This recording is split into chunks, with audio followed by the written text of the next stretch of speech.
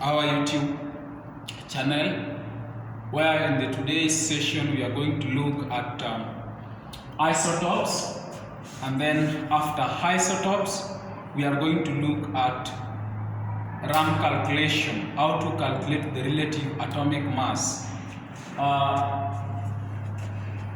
To define isotopes, remember, in our previous video, we said that an isotope are atoms of the same element. But now, what do they have that is different and what do they have that is similar? If you talk about the nuclide notation that we looked the other time, and then I remember we were talking about element Q that are 35 and 17, and another atom that are 37 and then same 17, and then maybe let's have 39 and then same 17. So you will realize that in our nuclide notation we say that mass number are different. The powers are different. So what were the powers that are written behind the chemical symbol? They are called mass numbers. From our previous video, you will realize that is that. And then the base, what forms our base or subscript behind the chemical symbol are similar. But how do we call them? Atomic numbers. Such that what defines an isotope is what is called mass number. Such that these several elements I can call, because if you look at them, what brings the difference is 35, 37, and then 39. Such that this one I'll call Q35, this one will be my Q37, and then this will be my Q39. Similar to that case, we have hydrogen 1, hydrogen 2, and then hydrogen 3. I also have oxygen 14, and then oxygen 16, oxygen 18, and then the same way I have chlorine 35, and then chlorine 37.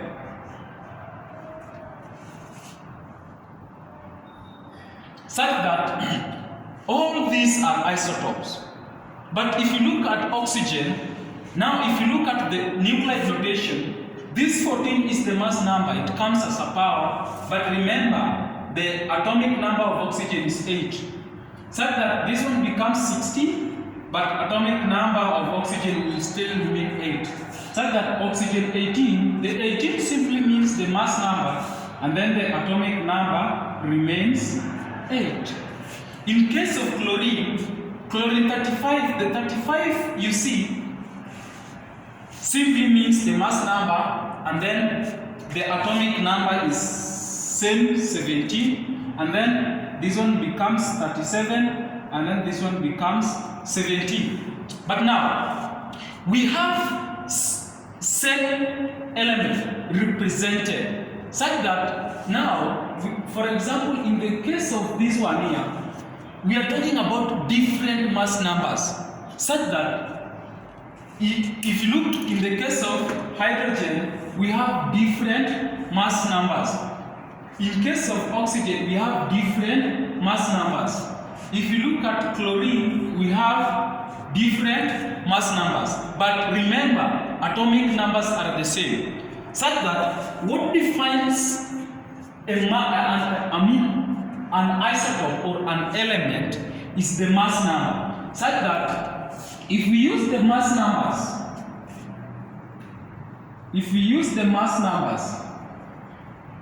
remember we can have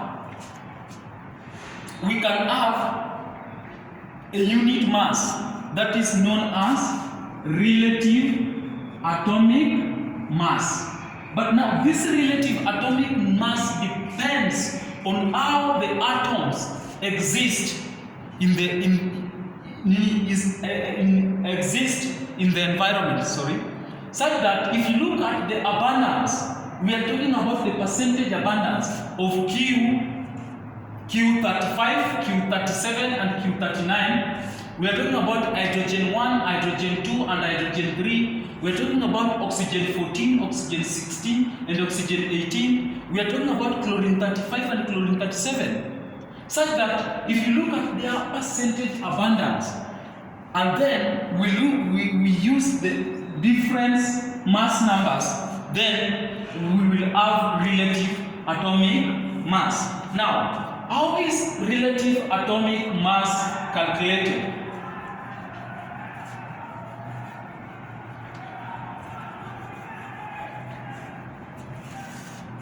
In this case, we look for a simple example, that is, for example, chlorine. We know very well that the relative atomic mass for chlorine is 35.5. Now, this will only be possible if we have the atoms of the same element, chlorine, represented in terms of nuclide notation, such that we have chlorine 35, same atomic number, and then chlorine 37, same atomic number. And then if you look at the existence of chlorine 35, you will realize that chlorine 35 is 75%. It exists. It has the highest percentage abundance, while chlorine 37 has the remaining percentage. Because when we talk about percentage, we have to attain 100% existence. Such that if you look, these are percentage abundance, and then these are the different mass numbers that we should use while calculating the RAM. Such that if you have this, if somebody asks you, what is the possible relative atomic mass of chlorine atom, just to predict, then you will take at the mass number of the atom that has the highest percentage abundance, so that if you look at chlorine 37, it has 25%.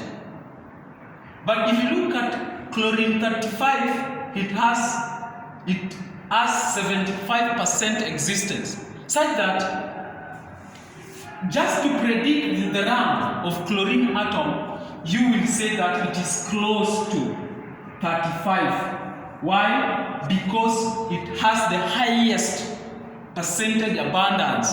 Simply means it has the highest percentage existence. Such that let us now calculate and then see whether the relative atomic mass in real sense will be close to 35.5. Now, the relative atomic mass formula is 100 times RAM is given by the percentage abundance times the respective mass number of that element. We are talking about percentage abundance, the respective times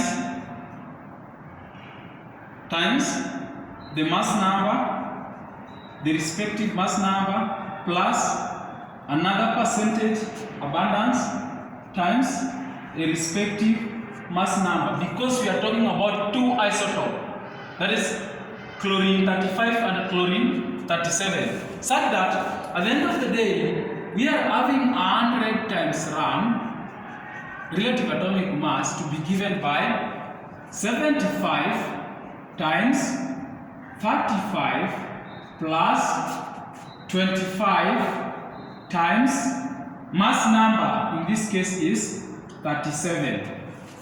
Such that if you talk about 75 times 35 is 26, 25 plus 25 times 37 is 925, and then this is equals to 100 times RAM. And then if you add the two, that is 26 plus 26, 25 plus 925, we will have 100 RAM to be equivalent to 3550, such that when you divide both sides by 100, we will have our RAM now to be 35.5. That in real sense is close to this. So an examiner at one point will ask you to predict the possible relative atomic mass before even calculating. So you will just take the mass number of an atom that has the highest percentage abundance as to be your possible relative atomic mass, and that simply means that the relative atomic mass that you will calculate here will be close to the predicted relative atomic mass. So just get your atom, the atom that has the highest abundance, and then take its mass number as your relative atomic mass. And up to this point, I think that is the end of isotopes and RAM calculation. Once again, welcome to our video, our YouTube channel. Remember, you can subscribe, you can like, and then you can also forward your comment in the comment section below. Thank you.